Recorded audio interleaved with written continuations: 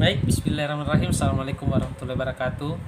Yang terhormat Bapak dosen eh, Pak Ahmad Mansur selaku pengampu mata kuliah akuntansi perilakuan, dan saya berikan apresiasi dan ucapan banyak terima kasih kepada teman-teman semua dari kelas akuntansi C 2017 yang sempat meluangkan waktunya untuk menyaksikan video kami ini.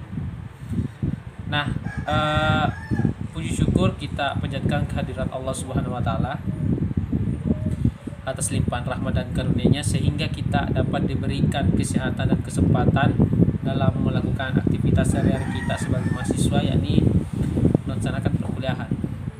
Tapi ada hal yang berbeda kali ini, yang dimana perkuliahan ini sementara dialihkan ke perkuliahan dalam jaringan karena berlandaskan tentang aturan pemerintah untuk stay di rumah dan melaksanakan social distancing atau berinteraksi sosial berjarak dulu, karena disebabkan oleh wabah penyakit menular virus yang tak asing lagi bagi kita, yakni COVID-19 atau biasa disebut coronavirus. Nah, tentu saja ini tidak mengurangi perkuliahan kita pada hari ini. Nah, langsung saja tanpa mengurangi rasa hormat, nama saya Muhammad Yusril dari akuntansi C 2017 kelompok 5 dari mata kuliah akuntansi keberlakuan akan melanjutkan pembahasan dari makalah kami tentang aspek keberlakuan dalam akuntansi pertanggungjawaban. Nah, dalam bagian F ini materinya itu tentang asumsi keperlakuan dari akuntansi pertanggungjawaban. Nah, dalam pembahasannya ini terdapat 5 poin dan 5 asumsi keperlakuan dalam akuntansi pertanggungjawaban. Asumsinya ya, pertama itu manajemen by exception atau biasa disingkat dengan MBA. Nah, manajemennya itu berdasarkan perkecualian, yaitu adanya kecukupan kontrol operasi yang efektif. Dalam MBA sangat produktif dan efektif untuk melaksanakan tata kelola perusahaan itu sendiri. Dalam hal ini, perusahaan lebih cenderung tentang hasil nyata dan berbeda tentang landasan divisi anggaran dan tujuan dasarnya. Nah, dalam hal ini perusahaan sangat betul-betul melakukan kinerja dalam hal yang nyata tanpa tidak terlalu tertekan pada divisi anggaran dan tujuan dasar dari perusahaan tersebut. Nah, manajemen berdasarkan perkecualian mengasumsikan bahwa untuk mengelola dan mengendalikan aktivitas operasi dengan paling efektif, manajer sebaiknya mengkonsentrasikan perhatian mereka pada bidang-bidang di mana hasil aktual yang menyimpang secara substansional dari tujuan yang dianggarkan atau standar. Nah, itu. Terus yang kedua, manajemen by objektif. Manajemen berdasarkan tujuan. Nah, dalam akuntansi pertanggungjawaban, manajemen itu mengontrol dirinya sendiri dalam hal mengelola perusahaan. Berarti dalam hal ini tanpa memperdulikan pendapat dari orang lain untuk melakukan kelola perusahaan.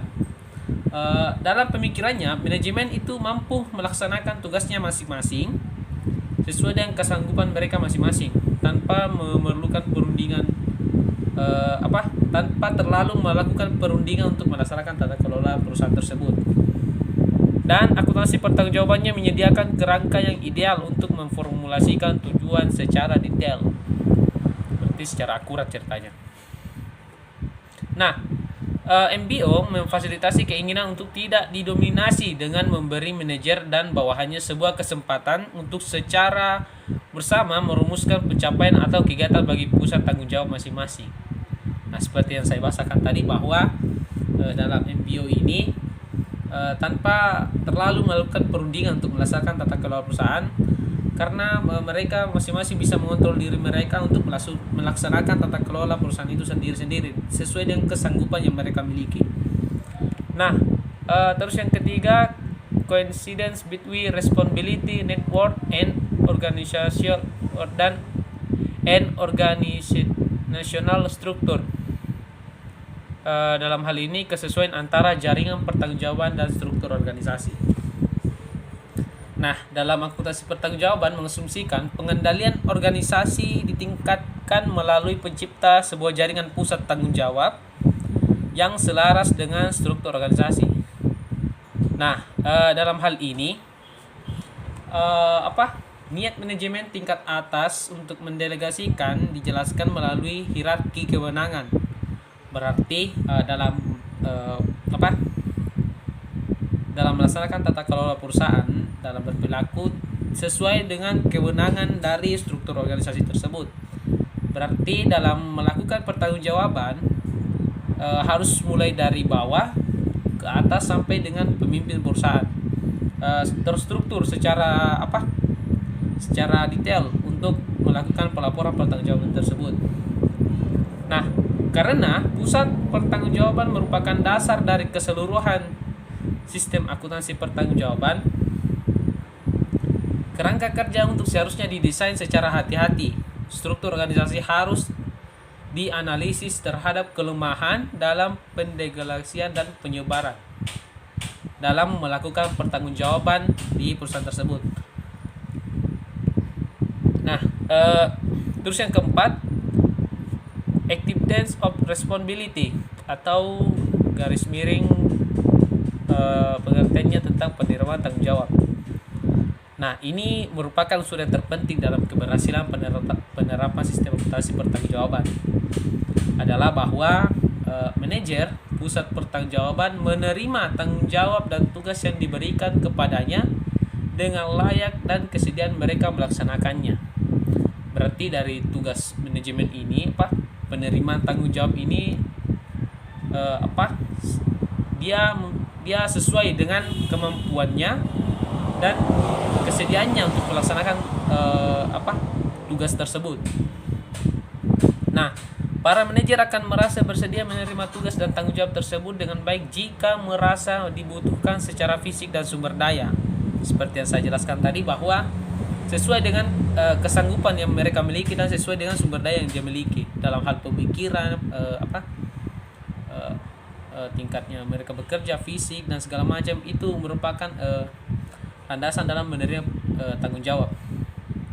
Nah, budaya organisasi juga pun sangat diperlukan dalam perusahaan itu untuk dapat memberikan toleransi jika mereka mengalami kegagalan, dan para manajer hendaknya diberikan kebebasan untuk mengeluarkan pendapat atau pandangan mereka sendiri tanpa adanya rasa takut.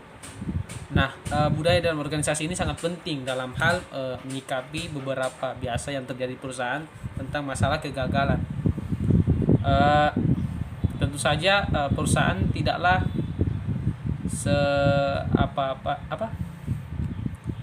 separah mungkin untuk langsung memblacklist karyawannya untuk bekerja tanpa memberikan toleransi sedikit pun. Nah, dalam budaya organisasi itu yang paling berperilaku itu tentu saja memberikan toleransi kepada mereka yang mengalami kegagalan. Nah, terus yang kelima, capability of industry corporation atau kapasitas untuk mendorong kerjasama. Nah, dalam akuntansi pertanggungjawaban ini mampu meningkatkan kerjasama organisasi yang memperlihatkan para manajer bekerja untuk mencapai tujuan bersama. Nah, dalam hal ini manajer dan beberapa karyawan dan struktural dalam perusahaan tersebut ini melakukan perundingan yang semaksimal mungkin dan sesuai dengan keputusan hasil yang mereka diskusikan untuk mengelola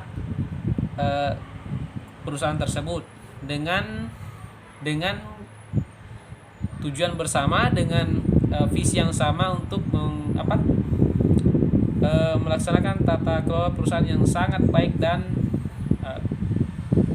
juga tercapai tujuan dalam perusahaan tersebut. Nah, akuntansi pertanggungjawaban juga menunjukkan tingkat loyalitas mereka, kemampuan mereka dalam membuat keputusan mereka sendiri di dalam kerangka pertanggungjawaban yang didelegasikan kepada mereka. Mereka merasa menjadi bagian penting dalam organisasi sehingga mereka merasa dihargai dan akan bersama-sama mempunyai keinginan untuk mencapai tujuan yang mereka inginkan. Semangat kerjasama mereka akan tercipta dan meningkatkan dan meyakinkan mereka bahwa mereka sedang mencapai tujuan yang dirumuskan bersama. Wah, sangat luar biasa sekali yang di poin terakhir ini. Mereka menekankan bahwa kerjasama merupakan hal penting dalam mencapai tujuan perusahaan tersebut. Nah, selanjutnya masuk di bagian G, yakni materinya tentang korelasi jenis-jenis pusat pertanggungjawaban dengan struktur organisasi. Dalam materi ini, untuk berfungsinya dengan memadai, pusat pertanggungjawaban seharusnya serupa mungkin dengan struktur organisasi.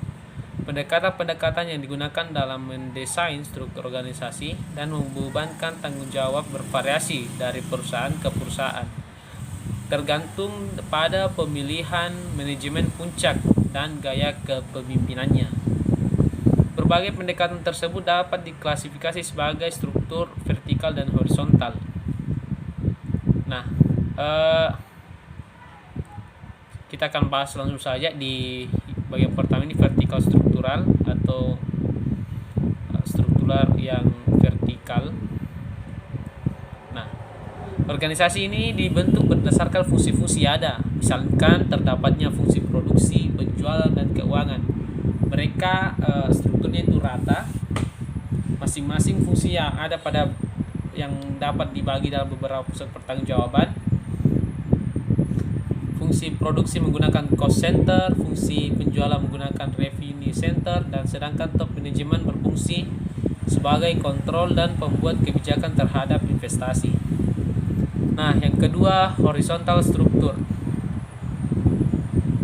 Organisasi ini dibentuk berdasarkan area geografis. Setiap pimpinan bagian melakukan kontrol terhadap pusat laba atau investasi. Mereka bertanggung jawab terhadap produksi, penjualan, dan keuangan dan semua fungsi yang ada di grup atau wilayah masing-masing. Akuntansi pertanggungjawaban sebagai kontrol perusahaan dengan diciptakannya jaringan kerja yang bersama dengan struktur organisasi. Top manajemen membaginya dalam struktur organisasi dan ditetapkan otoritas dan pertanggungjawabannya. Setiap manajer pusat bertanggung jawab hendaknya berusaha untuk mengendalikan berbagai aktivitas yang berada di bawahnya dan mengkomunikasikannya kepada bagian yang terkait.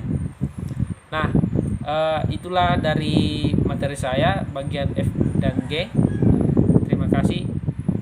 Assalamualaikum warahmatullahi wabarakatuh.